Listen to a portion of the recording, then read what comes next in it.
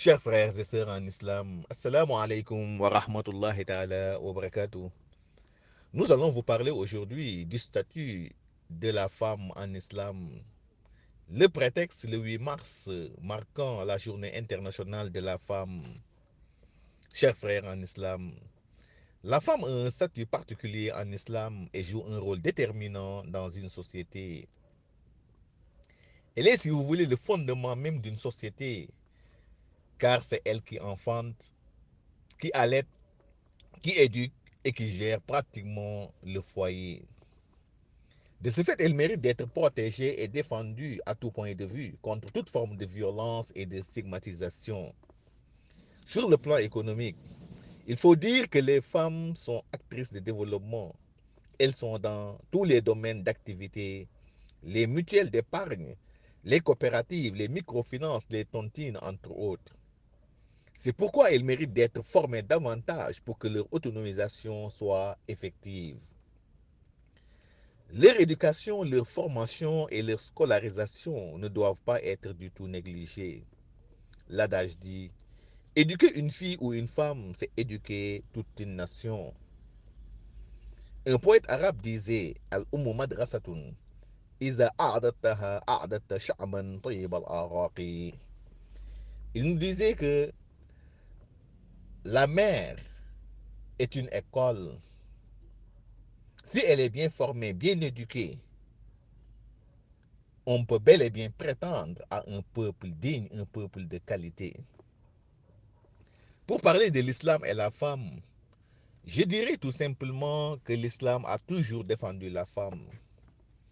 Avant l'avènement de l'islam, la femme était très mal vue dans la société. On n'avait aucun respect ni de considération à son égard. Elle n'était même pas considérée comme un être humain, mais plutôt comme un simple objet de satisfaction et de plaisir.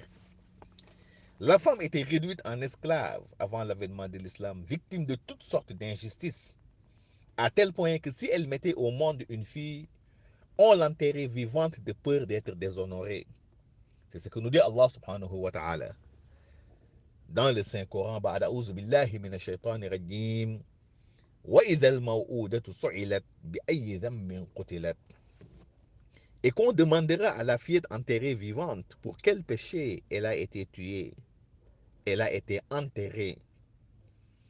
Et même sur le plan successoral ou de l'héritage, il faut préciser que la femme n'avait pas droit à la succession de ses propres parents. Elle était exclue de cette dernière. Et c'est pour cette raison d'ailleurs que le verset du Coran traitant les parts successorales a vu le jour pour corriger en fait cette injustice flagrante que subissait la femme. Allah nous le dit. يوصيكم الله في أولادكم لذكر مثل حظ الأنثيين. Allah subhanahu wa ta'ala a prescrit au sujet de vos enfants, aux garçons, une part équivalente à celle de deux filles, c'est-à-dire une part pour la fille et deux pour le garçon. Il faut préciser également que c'est pour protéger la femme et la mettre en valeur que l'islam a interdit certaines formes de mariage qui ne tournaient pas à son avantage, à l'image du mariage temporaire, du mariage dit shirar ou échange, qui étaient, si vous voulez, des formes de mariage qui n'honoraient pas du tout la femme. Pour juste dire que ce n'est qu'avec l'avènement de l'islam que la femme a pu retrouver ses droits et sa dignité humaine. Pour parler maintenant des violences faites aux femmes, elles sont devenues récurrentes aujourd'hui dans notre société.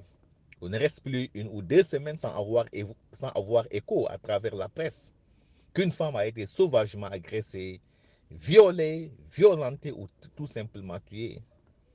Un phénomène qui fait très mal et que nous ne cessons de déplorer en tant qu'être humain, mais surtout en tant que religieux. Aujourd'hui, les violences, surtout conjugales, sont fréquentes. Beaucoup de femmes souffrent énormément dans leur ménage. Des époux qui maltraitent leurs femmes, les violentent, les agressent et souvent les abandonnent avec leurs enfants. Tout cela constitue, chers frères et sœurs en islam, des formes de violence que les femmes subissent aujourd'hui à travers leur ménage. Nous devons tous nous lever et nous mobiliser pour que cessent les violences faites aux femmes. car les femmes sont avant tout nos mamans, nos sœurs et nos tantes. Par conséquent, elles méritent d'être protégées et défendues contre toute forme de violence et de stigmatisation. Que toute personne qui viole ou agresse ou violente une femme soit sévèrement punie, conformément aux dispositions prévues par la loi. Maintenant, pour parler de parité en islam, je rappelle tout d'abord qu'en islam, l'autorité est entre les mains de l'homme et non de la femme. C'est un pouvoir qu'Allah subhanahu wa ta'ala lui a accordé. Allah nous le dit, les hommes ont une autorité ferme sur les femmes. Et cette autorité, il faut la clarifier, n'est pas une autorité de domination ou de supériorité, mais plutôt de veille et de protection sur la femme qui a été toujours considérée comme le sexe faible par rapport à l'homme. La femme, comme vous le savez, est une créature qui agit naturellement selon ses désirs, ses passions et ses émotions. De ce fait, elle n'est pas en mesure de supporter ou d'assumer certaines lourdes responsabilités religieuses, bien entendu, comme la prophétie, le témoignage, le tutorat, l'imamant, entre autres. En matière de prophétie, par exemple, Allah subhanahu wa ta'ala n'a jamais envoyé en fait un prophète femme, autrement dit une messagère, parce que tout simplement la femme n'est pas en mesure de supporter la lourdeur et l'intensité qu'il y a dans le processus de la révélation.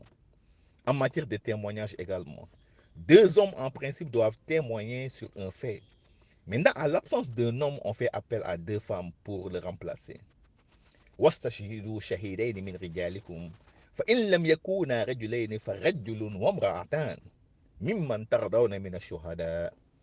Fait appel à deux hommes à défaut requérir le témoignage d'un homme et de deux femmes. En matière également de tutorat, c'est l'homme et non la femme. Le tuteur représentant la fille pour le mariage doit obligatoirement être un homme et non une femme pour la validité bien entendu du mariage. En matière d'imamant, l'homme est éligible et non la femme. Une femme, quelles qu'en soient ses compétences religieuses, sa sainteté et sa descendance, elle ne peut pas être nommée ou désignée comme imam. Pour juste dire, chers frères et sœurs en islam, que les lourdes responsabilités religieuses sont attribuées à l'homme et non à la femme. Chers frères en islam, nous voilà au terme de notre rappel. Merci et à la prochaine.